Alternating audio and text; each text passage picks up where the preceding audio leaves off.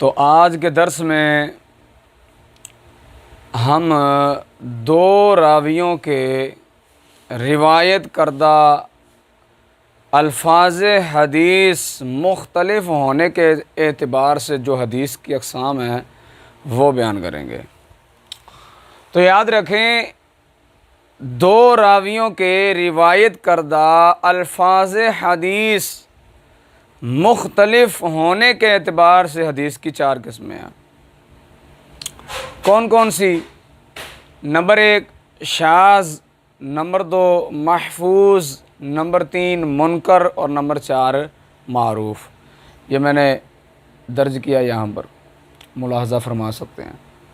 تو یہ چار قسمیں ہیں، کس اعتبار سے؟ دو راویوں کے روایت کردہ الفاظ حدیث مختلف ہونے کے لحاظ سے اعتبار سے حدیث کی چار قسمیں: شاذ، محفوظ، منکر، معروف۔ اب چلتے ہیں ان کی تعریفات کی طرف اور ان کا حکم کیا ہے یہ بیان کرتے ہیں، اور اسی میں آپ کا درس مکمل ہو جائے گا۔ تو شاذ کا لغوی معنی کیا ہے بھائی؟ تو فرماتے ہیں وَالشَّاذُ فِي اللُّغَةِ مَنْ تَفَرَّدَ مِنَ الْجَمَاعَةِ وَخَرَجَ مِنْهَا، جو شخص جماعت سے الگ ہو جائے، علیحدہ ہو جائے، جماعت سے نکل جائے، اس شخص کو لغت والے شاذ کہتے ہیں۔ یہ لغوی معنی تھا شاذ کا۔ اصطلاحی معنی کیا ہے شاذ کا؟ محدثین کے نزدیک حدیث شاذ کسے کہا جاتا ہے؟ محدثین کے نزدیک حدیث شاذ وہ روایت ہوتی ہے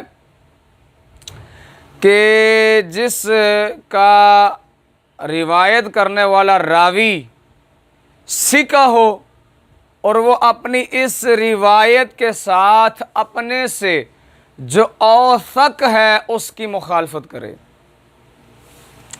توجہ فرمائیں، ایک راوی ہے وہ ثقہ ہے، دوسرا ہے اوثق ہے، یہ بھی ثقہ ہے یہ بھی ثقہ، لیکن اس کی جو ثقاہت ہے وہ اس سے زیادہ ہے، وہ اوثق ہے۔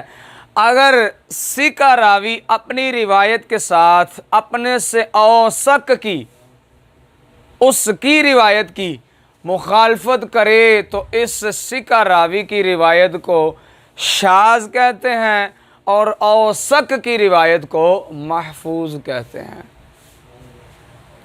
سمجھ آ رہی کہ نہیں آ رہی؟ جو ثقہ ہوگا، جو اوثق کی مخالفت کرے گا، اس ثقہ کی روایت کو شاذ کہیں گے، اور اوثق جو ہے اس کی روایت کو محفوظ کہیں گے۔ شاذ اور محفوظ دونوں کے جو راوی ہوتے ہیں قوی ہوتے ہیں، لیکن ایک ان میں سے زیادہ قوی ہوتا ہے۔ جو قوی ہے، ثقہ ہے، اس کی روایت کو شاذ، اور جو اقوا ہے، اوثق ہے، اس کی روایت کو محفوظ کہیں گے۔ سمجھ آ رہی کہ نہیں آ رہی؟ حکم واضح ہو رہا، معلوم ہو رہا بھی حکم کیا ہوگا۔ نمبر 2 بھائی، منکر اور معروف۔ محدثین کے نزدیک روات کی اقسام ہے، ثقہ ہوتا ہے، حسن ہوتا ہے، ضعیف ہوتا ہے، وغیرہ وغیرہ، ٹھیک ہے، صدوق، آگے چل کر ہم آپ کو بتائیں گے۔ تو ضعیف میں آگے جو ہے نا وہ درجات ہوتے ہیں، یعنی جس راوی میں ضعف پایا جاتا ہے نا، اس ضعف کے درجات ہوتے ہیں۔ ایک راوی اس میں ضعف جو ہے وہ کم درجے کا ہے، ایک راوی ہے جس میں ضعف درمیانے درجے کا ہے، ایک راوی ایسا ہے کہ جس میں ضعف بہت زیادہ ہے۔ تو یہ ضعف جو ہے وہ مختلف لحاظ کا، مختلف اعتبار کا ہو سکتا ہے۔ تو اگر ضعیف راوی اپنے سے کم ضعف والے کی روایت کی مخالفت کرے، ایک ہے اضعف، ایک ہے ضعیف۔ اضعف جس میں ضعف زیادہ ہے، ضعیف جس میں ضعف کم ہے۔ اضعف محدثین کے نزدیک مرجوح ہوگا، اور ضعیف محدثین کے نزدیک جو ہے وہ اضعاف کے مقابلے میں راجح ہوگا۔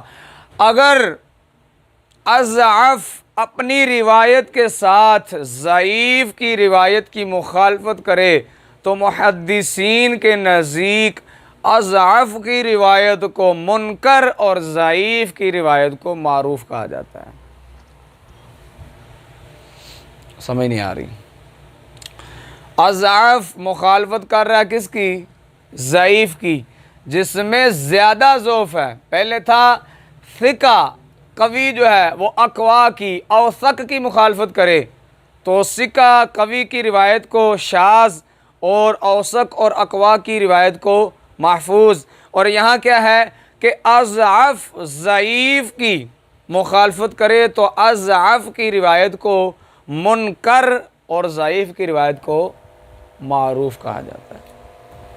کوئی مشکل بات ہے ان میں؟ کوئی مشکل بات نہیں ہے، چاروں کی تعریفات ہوگی، شاذ، محفوظ، منکر، معروف۔ اب حکم این چہار ان چاروں کو حکم، تو ان دونوں میں شاذ اور محفوظ دونوں میں جب کہ راوی جو ہوتا ہے وہ قوی ہوتا ہے، اس کا بھی قوی ہوتا ہے، اس کا بھی قوی ہوتا ہے، لیکن اور اس کا بھی ثقہ ہوتا ہے، اس کا بھی ثقہ ہوتا ہے، لیکن یہ جو ہوتا ہے راجح ہوتا ہے، اس میں ثقاہت زیادہ ہوتی ہے، تو اس وجہ سے اس شاذ کو چھوڑ دیا جائے گا، اس کو مرجوح قرار دیا جائے گا، اس پر عمل نہیں کیا جائے گا بلکہ محفوظ پر عمل کیا جائے گا۔ اور اس منکر اور معروف دونوں میں راوی جو ہوتے ہیں وہ ضعیف ہوتے ہیں، لیکن ایک اضعف ہوتا ہے اور ایک ضعیف ہوتا ہے، اس میں ضعف کم ہوتا ہے، منکر کو لہذا چھوڑ دیا جائے گا اور معروف کو قبول کر لیا جائے گا۔ یہ آج کے درس کا خلاصہ تھا، کوئی بات اس میں مشکل ہے نہیں، آپ چلتے ہیں کتاب پر۔ کہتے ہیں الفصل الثالث فی الشاذ والمنکر والمعلل والاعتبار، تیسری فصل شاذ اور منکر اور معلل اور اعتبار میں ہے۔ ومن اقسام الحدیث الشاذ والمنکر والمعلل، اور حدیث کی اقسام میں سے ہے شاذ اور منکر اور معلل۔ الشاذ لغتاً، شاذ کا لغوی معنی بیان فرما رہے ہیں، والشاذ فی اللغت من تفرد من الجماعت وخرج منها، شاذ لغت میں وہ شخص ہے جو جماعت سے الگ ہو جائے اور اس سے نکل جائے۔ سمجھ آ رہی؟ الشاذ اصطلاحاً، الشاذ کا اصطلاحی معنی، وفی الاصطلاح ما روی مخالفا لما رواہ الثقات فإن لم يكن رواته ثقة فهو مردود وإن كان ثقة فسبيله الترجيح بمزيد حفظ وضبط أو كثرة عدد ووجوه أخرى من الترجيحات۔ اور اصطلاح میں شاذ وہ روایت ہے کہ جسے روایت کیا جائے اس حال میں کہ وہ مخالف ہو اس روایت کے کہ جس کو ثقات نے روایت کیا۔ فَإِن لَمْ يَكُنْ رُوَاتُهُ ثِقَةً فَهُوَ مَرْدُودٌ، اور اگر اس کے کس کے شاذ کے راوی ثقہ نہ ہو تو وہ مردود ہے۔ اگر ثقہ نہیں ہے، غیر ثقہ کی مخالفت کرے تو پھر تو مردود ہے۔ وَإِن كَانَ ثِقَةً، اور اگر ثقہ کی مخالفت کرے تو فرماتے وَإِن كَانَ ثِقَةً فَسَبِيلُهُ التَّرْجِيحُ، تو اور اگر ثقہ ہو شاذ کا راوی تو اس کا راستہ ترجیح ہے، کس کے ساتھ؟ زیادہ حفظ کے ساتھ اور زیادہ ضبط کے ساتھ، یا کثرت عدد کے ساتھ، اور یا دوسرے وجوہ کے ساتھ ترجیحات میں سے۔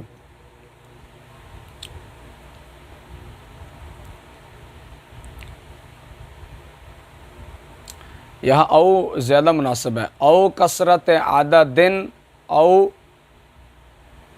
وجوہ اخرى، او یہاں زیادہ مناسب لگتا ہے من الترجیحات۔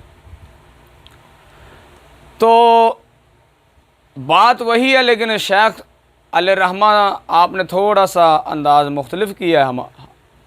ہم نے کہا کہ ثقہ اوثق کی مخالفت کرے اپنی روایت کے ساتھ تو ثقہ کی روایت کو شاذ اور دوسرے کی اوثق کی روایت کو محفوظ۔ یہ اس طرح کہہ رہے ہیں کہ ثقہ کی مخالفت کرے، ثقہ کی مخالفت کرے تو ترجیح کس کو دیں گے؟ یاد رکھیں وجوہ ترجیح جو ہیں وہ محدثین کے نزدیک تقریباً 100 کے لگ بھگ ہیں، یعنی جب دو حدیثیں آپس میں متعارض آ جائیں، ایک دوسرے کے ساتھ وہ ٹکرا رہی ہوں تو اس وقت ترجیح کسے ہوتی ہے؟ تو وہاں محدثین نے 100 وجوہ ترجیح بیان کی ہیں، جن میں سے ہم نے 20 جمع کر لی ہیں انشاءاللہ تعالی، آگے چل کر یا الگ ایک بیان ہم ریکارڈ کروائیں گے جس میں ہم وہ 100 وجوہ ترجیح بیان کریں گے۔ مثلا ایک حدیث ہے وہ قولی ہے آپ علیہ الصلوۃ والسلام کی، ایک حدیث ہے وہ فعلی ہے، اب دونوں میں تعارض ہے، کس کو لیا جائے گا؟ تو محدثین فرماتے ہیں قولی کو لیا جائے گا، فعلی کو ترک کر دیا جائے گا۔ یا اسی طرح ایک حدیث ہے کہ جس پر خلفائے راشدین عمل کرتے رہے، اور ایک ایسی حدیث ہے کہ جس پر خلفائے راشدین نے عمل نہیں کیا، تو لہذا اب دو متعارض ہیں، ایک پر عمل ہوا ایک پر عمل نہیں ہوا، تو جس پر عمل کیا اس کو لیا جائے گا اور دوسری کو چھوڑ دیا جائے گا۔ تو اس طرح، اور یہاں جو کثرت عدد آ رہا ہے وہ بھی سمجھ لیں، تیسرا یعنی وجوہ ترجیح میں سے تیسرا، دو میں نے ذکر کیے۔ بطور مثال کے آپ کو بتا رہا ہوں، ایک راوی دوسرے راوی کی مخالفت کر رہا ہے، ٹھیک ہے، اپنی روایت کے ساتھ، تو اب دیکھا جائے گا یہ بھی سکہ ہے وہ بھی سکہ ہے، ٹھیک ہے، اب دیکھا جائے گا کہ ان دونوں راویوں میں سے جو یہ روایت بیان کر رہے ہیں زیادہ راوی کس کی روایت میں ہیں۔ مثلا یہ زید ہے، یہ سکہ ہے، یہ ایک روایت بیان کر رہا ہے اور اپنی روایت کے ساتھ یہ عمر کی مخالفت کر رہا ہے، اور عمر جو ہے وہ بھی سکہ ہے، زید بھی سکہ ہے اور یہ بھی سکہ ہے، دونوں سکہ ہیں۔ اب دیکھا جائے گا اس کے اوپر جو راوی ہیں وہ کتنے ہیں، زید کی روایت کردہ جو روایت ہے اس کے راوی زیادہ ہیں یا عمر کی روایت کردہ روایت کے راوی زیادہ ہیں؟ تو محدثین فرماتے ہیں جس کے راوی زیادہ ہوں گے وہ روایت راجح قرار پائے گی، اور جس کے راوی کم ہوں گے وہ مرجوح قرار پائے گی۔ سمجھ آ رہی کہ نہیں آ رہی؟ تو سکہ کی مخالفت کرے تو دیکھا جائے گا ان میں حفظ اور ضبط زیادہ کس میں پایا جا رہا ہے؟ بظاہر ہے جس میں حفظ اور ضبط زیادہ پایا جائے گا وہ اوثق ہو جائے گا، دوسرا سکہ ہو جائے گا۔ تو بات وہی آ جاتی ہے جو ہم نے کی ہے، اور جب ترجیح کی طرف آئیں گے تو بات تو وہی نکلے گی کہ جس میں حفظ، آگے چل کر بتائیں گے حفظ ضبط یہ کیا ہوتا ہے تفصیلاً، صرف یہاں آپ یاد رکھیں اتنا بھئی، جب ہم دیکھیں گے کہ دونوں سکہ ہیں، یہ بھی سکہ یہ بھی سکہ ہے، آگے ہم وجوہ ترجیح میں جائیں گے بھی ان دونوں میں حفظ ضبط زیادہ کس میں ہے، اس راوی میں ہے یا اس راوی میں ہے، تو جس میں زیادہ ہوگا اس کی روایت کو راجح قرار دے دیا جائے گا، اور جس میں کم ہوگا اس کی روایت کو مرجوح قرار دیا جائے گا۔ اور بظاہر ہے کہ جس میں حفظ اور ضبط زیادہ ہوگا وہ کیا ہو جائے گا؟ اوثق ہو جائے گا۔ تو بات تو وہی نکلی جو ہم نے آپ کو پہلے آسان لفظوں میں بیان کر دیا۔ وَإِنْ كَانَ ثِقَةً، اور اگر شاذ کا راوی سکہ ہو فَسَبِيلُهُ الترجیح ہو تو اس کا راستہ ترجیح ہے، بمزید حفظ و ضبط، زیادہ حفظ اور ضبط کے ساتھ، او کثرت عدد، یا کثرت عدد کے ساتھ، یعنی راویوں کی تعداد کی کثرت کے ساتھ جو ہے وہ ترجیح ایک کو دوسرے پر دے دی جائے گی۔ وَوُجُوهٍ أُخَرَى مِنَ التَّرْجِيحَاتِ، یا او وجوہ اخرى من الترجیحات، یا ترجیحات میں سے دوسری وجوہ کے ساتھ ایک کو دوسری پر ترجیح دے دی جائے گی۔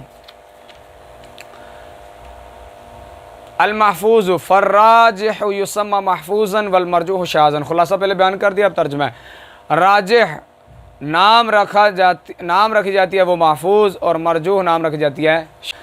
المنکر والمنکر حدیث رواہ الضعیف مخالف لمن هو اضعف منہ، اور منکر ایسی حدیث ہے کہ جس کو روایت کیا ایسے ضعیف نے کہ وہ مخالفت کرنے والا اس شخص کی اس حال میں کہ وہ خود یعنی ضعیف مخالف و زیادہ ضعیف ہو اس سے۔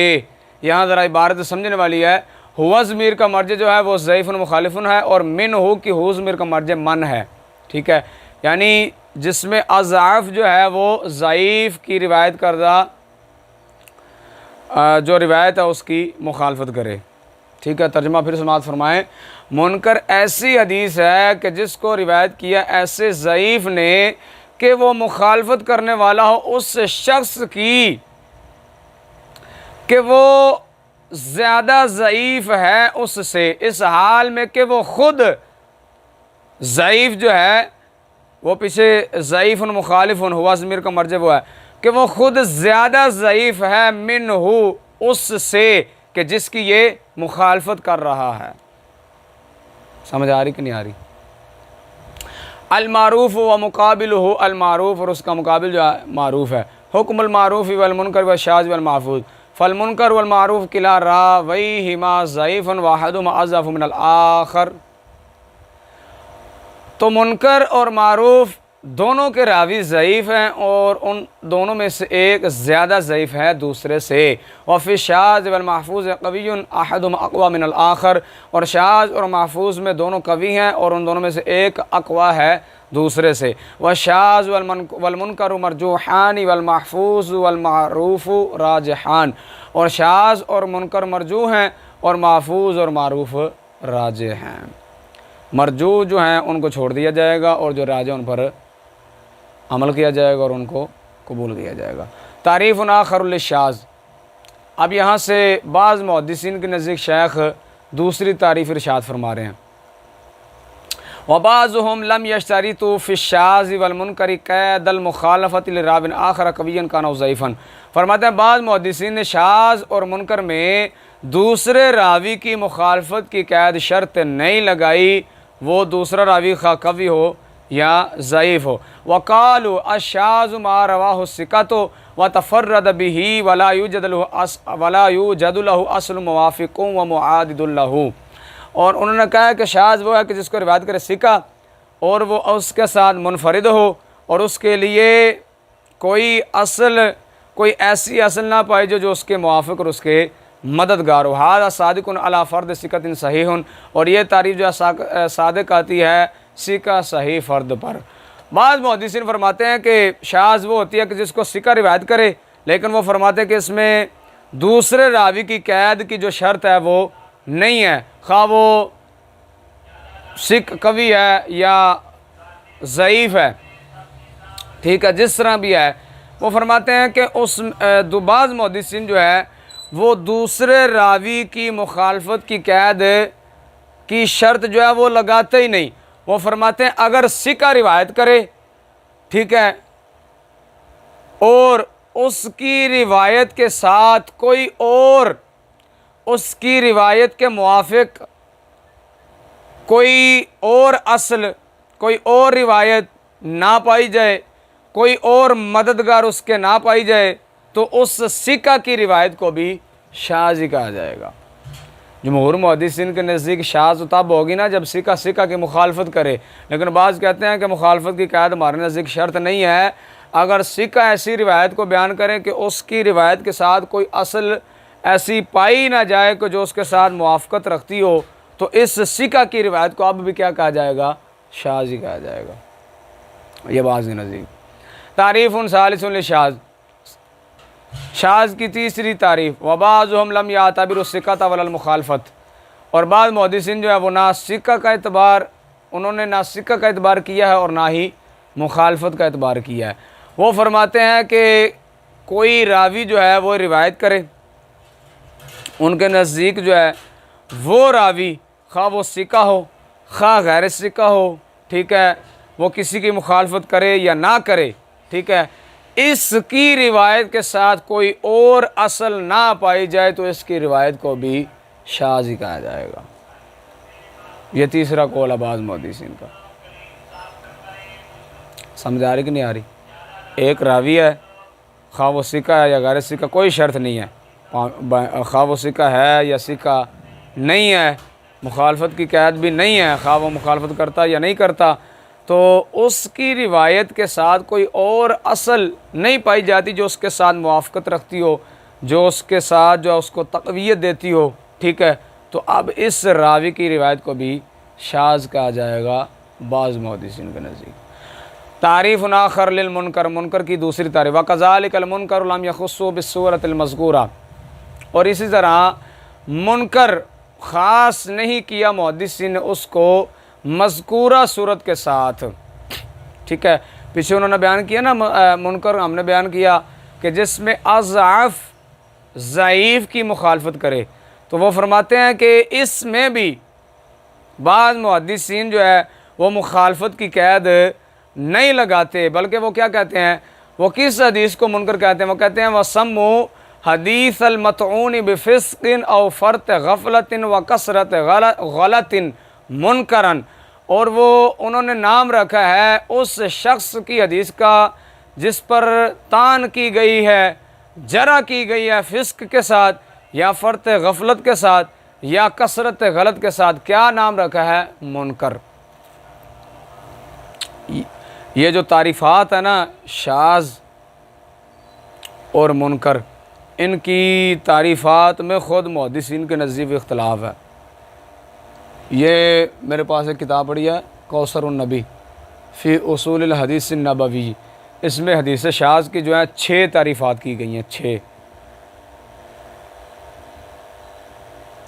تو علامہ ابن حجر نے بھی تقریباً 2-3 تعریفیں کی ہیں اپنے نخبۃ الفکر میں، یعنی محدثین کے نزدیک شاذ کی جو تعریفات ان میں بہت زیادہ اختلاف ہے، لیکن جو راجح ہے وہ وہی ہے کیا کہ جس میں ثقہ و ثق کی مخالفت کرے۔ اس طرح منکر جو ہے حدیث منکر، اس کی تعریف میں بھی محدثین کے نزدیک اختلاف ہے، بعض اس کی تعریف کس طرح کرتے ہیں، بعض اس طرح کرتے ہیں، اور بعض جو ہے اس طرح کرتے ہیں کہ اگر اضعاف ضعیف کی مخالفت کرے تو اضعاف کی روایت کو وہ کیا کہہ دیتے ہیں، منکر۔ بعض محدثین کہتے ہیں کہ وہ ایسا شخص، ایسا راوی کہ جس پر طعن کی گئی ہو، جرح کی گئی ہو فسق کے ساتھ، وہ کسی کی مخالفت کرے یا نہ کرے، اس کی روایت کو بھی وہ منکر کہتے ہیں، یا وہ غفلت کا شکار ہو، ٹھیک ہے، غفلت اس میں زیادہ پائی جا رہی ہو، ٹھیک ہے، تو اس کی روایت کو بھی وہ اپنی روایت کے ساتھ وہ راوی کسی کی مخالفت کرے یا نہ کرے، وہ اس کی روایت کو بھی کیا کہتے ہیں، منکر ہی کہتے ہیں۔ یا اس کی روایات جو ہیں ایسا راویوں کو اس کی روایات میں اکثر غلطیاں پائی جاتی ہیں، ٹھیک ہے، اب وہ کسی کی مخالفت کرے یا نہ کرے تو بعض محدثین فرماتے ہیں کہ اس کی روایت کو بھی منکر کہا جاتا ہے۔ تو یہ دونوں کی تعریفات میں یعنی شاذ اور منکر دونوں کی تعریفات میں اختلاف ہے، اور ابھی میں نے ذکر کیا کہ شاذ کی 6 تعریفیں کی گئی ہیں اس کتاب میں، یہ بہت زبردست کتاب ہے کوثر النبی فی اصول الحدیث النبوی صلی اللہ علیہ وسلم۔ اور آگے خود شیخ فرماتے ہیں وَهَذِهِ اصطلاحات لا مشاحة فیہا، یہ اصطلاحات ہیں ان میں کوئی جھگڑا اور تنازع نہیں ہے، اصطلاحات ہیں محدثین کی ہر کسی کی، ٹھیک ہے، تو لہذا ان میں کوئی جھگڑا اور تنازع نہیں کیا جا سکتا۔ ایک ہی لفظ ہوتا ہے مثلا منکر، بعض محدثین کے نزدیک اس کی تعریف اور ہوگی، بعض کے نزدیک اس کی اور ہوگی۔ مثلا ایک لفظ ہے ہمارے ہاں سائیں، ٹھیک ہے، آپ کی سرائکی میں سائیں کہتے ہیں وڈیرے کو، بزرگ کو، اور میرا سائیں کیا حالن ایویں، تو ساڑی پنجابی سائیں کہتے ہیں کملے نو، ساڑی پنجابی جو 2 معنی جو لفظ استعمال ہوتا ہے سائیں، بلکہ 3۔ نمبر 1 پاگل نو بھی کہتے ہیں، درویش جڑا ہوئے ایویں دماغ دا پورا سورا جا ہوئے انہوں بھی اسی سائیں کہنے ہیں، ٹھیک ہے، عورت دا جڑا شوہر ہوتا انہوں بھی سائیں کہتے ہیں، اور تیرا سائیں کتنے ہے نہیں، ٹھیک ہے، یا مالک جڑے ہوندے نے بڑے گھر دے انہوں بھی سائیں کہتے ہیں، جویں اسی کہنے اور جنہ دے سائیں جیندے ہون نا انہوں دا کوئی کچھ بھی نہیں بگاڑ سکتا۔ ہن ساڈی پنجابی دے اندر لفظ سائیں 3 معنی جو استعمال ہو رہا ہے، تو تھوڑی پنجابی چ اور سرائکی وچ تسی وڈیرے نو کہندے جی، اور ایتھے 3 معنی جو استعمال ہو رہا ہے۔ اور سائیں ایتھے اگر اسی کسی نے سائیں کہیے تو اگلے توہین سمجھا جاتا ہے، چھڈ یار یہ تے ہے سائیں بندہ ہے۔ تو لا مناقشۃ فی الاصطلاح، کیا ایک جملہ بولا جاتا ہے اس طرح، یہ کہتا ہے نا لا مشاحۃ فیہا وہذہ اصطلاحات لا مشاحۃ فیہا، اس طرح لا مناقشۃ فی الاصطلاحات، اصطلاحات میں کوئی مناقشہ، کوئی جھگڑے، تنازع نہیں ہوتا۔